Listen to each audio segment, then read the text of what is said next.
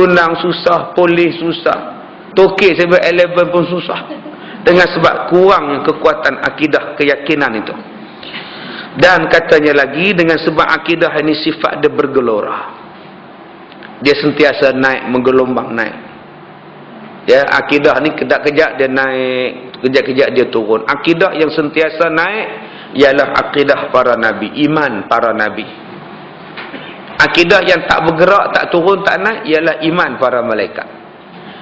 Malaikat tu statik, tak semayang-semayang, dia tak buat kerja lain. Nabi pula lain, nabi setiap hari iman dan akidah dia makin naik, makin naik, makin naik.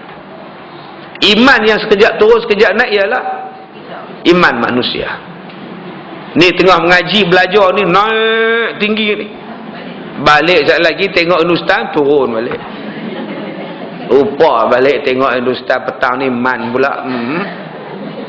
Petang ni man kan. Amir Khan. Merah man petang ni lagu dia. Lupa pula lah. Baik, kemudian tidak ada kepuasan, kegembiraan dan ketenangan sebelum terjadi apa yang sesuai dengan kehendak akidah. Dia kata apabila akidah kita betul, apa yang berlaku kepada kita akan puas. Mak mati, mak mati, akidah dia rasa puas. Kenapa puas? Saya dah bela mak saya lama, Ustaz. Puas bela dia, alhamdulillah. Syukur pada Allah Ta'ala. Pelik, mak mati rasa puas. Harta hilang rasa puas. Mata buta jadi puas. Saya puas dah Ustaz, 30 tahun Allah pinjamkan mata pada saya. Sekarang saya kena kencing manis teruk, mata benda tak nampak, alhamdulillah. Ini orang yang kuat akidah. Sekurang-kurangnya Allah soal mata saya untuk 30 tahun saja. Allah tak tanya lebih daripada itu. Ini akidah yang kuat. Akidah yang tak kuat dia mula ngata ke orang. Taulah Tuhan ni pun zalim. Orang lain mata sampai ketua elok, saya inilah. Ini akidah tak ada. Akidah yang betul, dia akan datang kegembiraan. Apa yang dia dapat, dia jadi gembira. Dapat anak pun gembira. Tak dapat anak pun gembira. Dapat anak 3 lah, nak tambah ke 4, alhamdulillah, gembira. Sebab akidah dia yakin setiap anak akan dapat rezeki, setiap anak menghapuskan dosa, setiap kelahiran anak akan dapat pahala, macam mengerjakan haji dan umrah. Akidah dia kuat. Ada orang yang bila dapat anak susah hati, bila mengandung susah hati. Bukan dia mengandung pun, menantu dia mengandung dia susah hati. Itu aku juga kena bela tu, ya Allah. Dia mah rajin beranak je aku bela. Nanti kelas barakah aku tinggal juga lah tu. Kegembiraan. Tak apalah, orang lain dapat pahala belajar, kita dapat pahala bela cucu, dapat pahala juga. Yang ketiga, dia akan datangkan ketenangan. Akidah yang baik, dia akan datang tenang. Nak mati pun tak susah hati, sebab dia tahu mati lebih baik daripada hidup. Hidup dengan sakit, tiap-tiap bulan kena pergi cek, buat check up kat hospital. Hidup kena bayar bil. Celek mata je, postman hantar surat bil. Satgi meter reader sampai. Hidup ni ada je masalah. Tidur banyak pun masalah, tak tidur langsung pun masalah. Dalam dunia ni banyak masalah. Kadang gaduh dengan jiran, kadang gaduh dengan postman pun gaduh. Marah postman hantar surat letak dekat kedai kopi, tak hantar ke rumah dia. Dalam dunia ni tuan-tuan, kadang kena tipu, kadang kita kena kelentong. Tempat yang paling aman sekali, orang tak ada ngacau kita, ialah kubur. Hantar-hantar balik, orang tak ada ngacau dah. Hantar kamu lah. Kita di dunia ni tidur, orang ngacau. Orang bagi salam, orang datang rumah. Kadang suami ngacau je, tak layan kampung, malaikat marah pula kata dia. Jadi tuan-tuan, kampung kita di dunia ni macam-macam. Kampung kita di dunia ni macam-macam keadaan dia. Mencuri, merompak, harta pusaka direbut, harta pusaka tak cukup, berebut sana, berebut sini. Kampung yang paling baik ialah akhirat.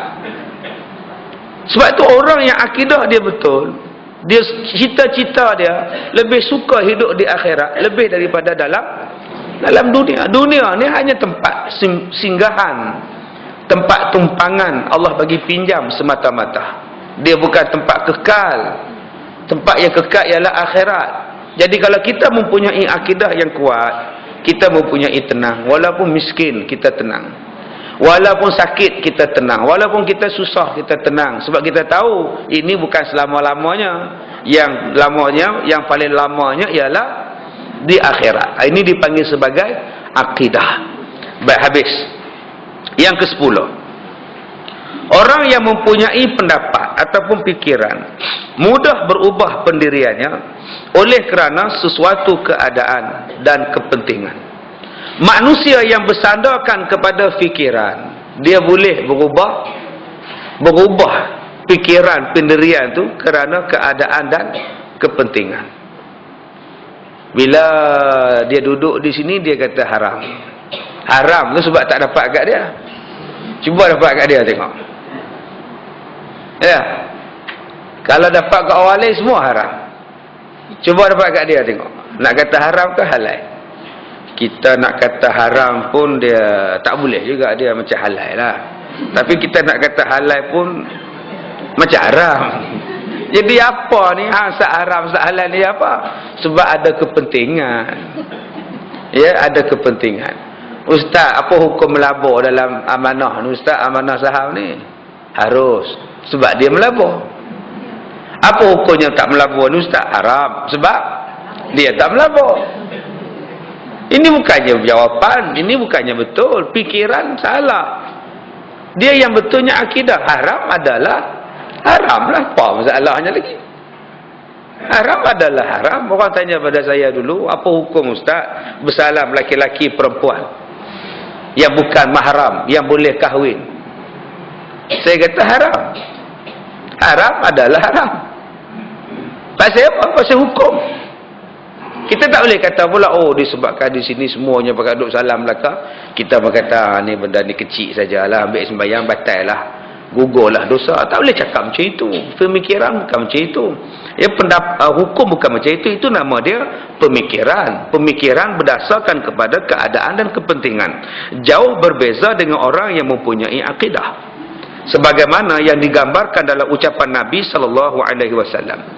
Ketika dikemukakan kepada Nabi berbagai-bagai tawaran dengan tujuan supaya berhenti daripada penyebaran akidah Islam, baginda menjawab, "Lau wada'u syams fi yamini wal qamara fi shimali ala an ad'a hadha allazi ji'tu bihi ma taraktu."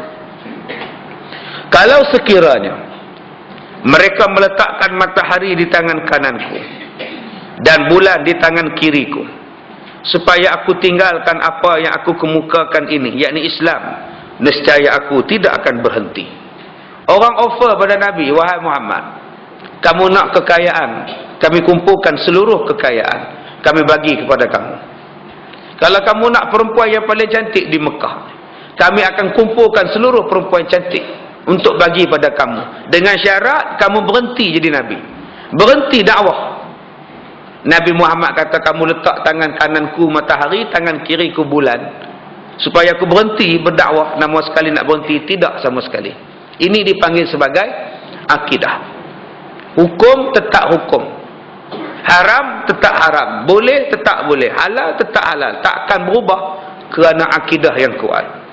Pendapat ini dapat membayangkan berbagai kesulitan dan rintangan, dan mudah terpengaruh oleh kesenangan jasmani, menimbulkan kebimbangan dan ragu-ragu.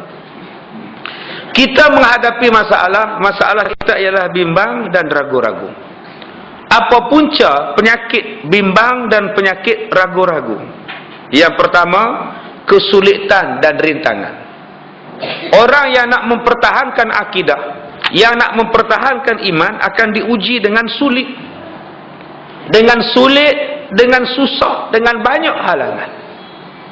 Berapa banyak orang yang diuji dengan ujian hanya kerana dia nak berubah. Dia nak berubah menjadi seorang yang semayang, berjemaah di masjid. Mula-mula dia sampai di masjid, orang dah kata lah, ini mesti nak jemput kenuri ni. Kalau tak ada jemput, tak ada datang. Sakit hati tak dengar? Oh, sakit lah. Sakit hati kita. Tiap-tiap kali datang, orang kata. Asal orang kata, datang. Masya Allah, sakitnya jiwa. Kadang-kadang orang tolak-tolak lagi jadi imam. Padahal kita bukan boleh jadi imam, tapi orang nak perkena kita. Orang nak pedajar, bahasa kita ni nak pedajar kita. Akhirnya kita nak datang ke tak datang. Kadang-kadang orang boikot kita. Rintangan manusia yang nak berubah. Dulu dia ni pelacur. Berubah dah, pakaian pun dah cantik, belajar dah.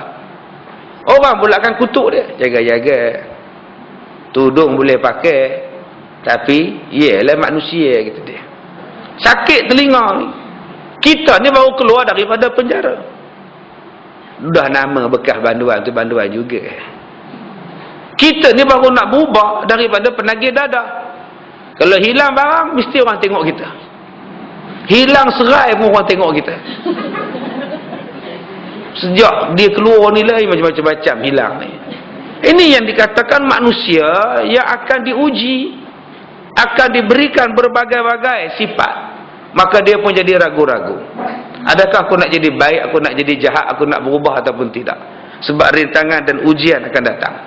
Yang kedua, kenapa manusia ini datang kebimbangan dan ragu-ragu?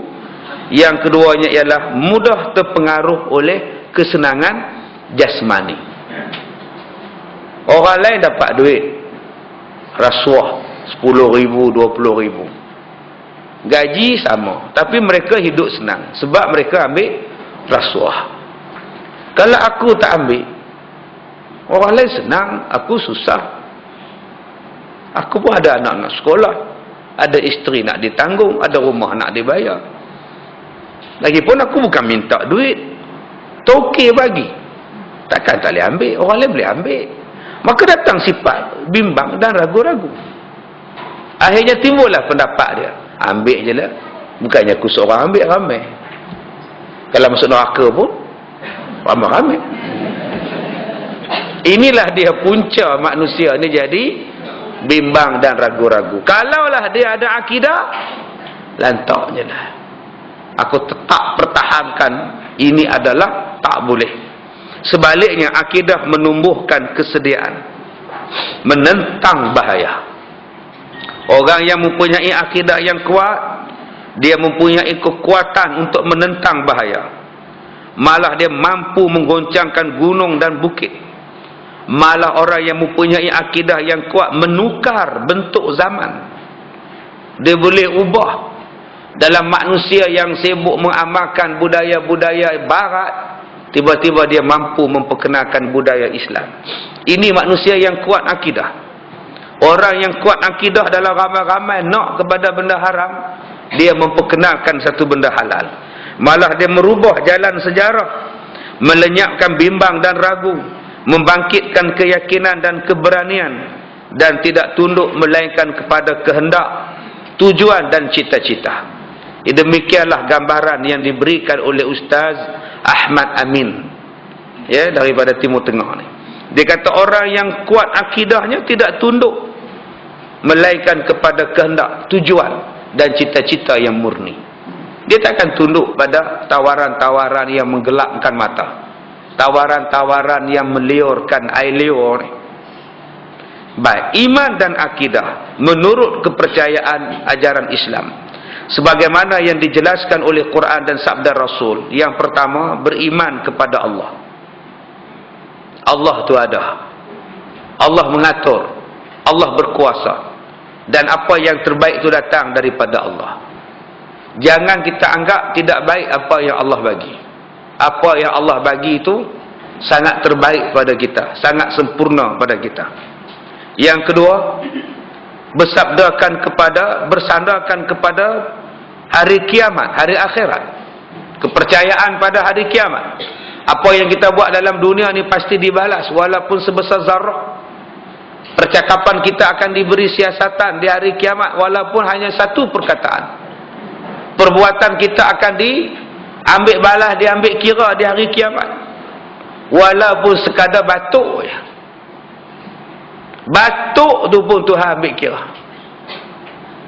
Batuk yang sengaja batuk. Kan? Saya ni laki-laki.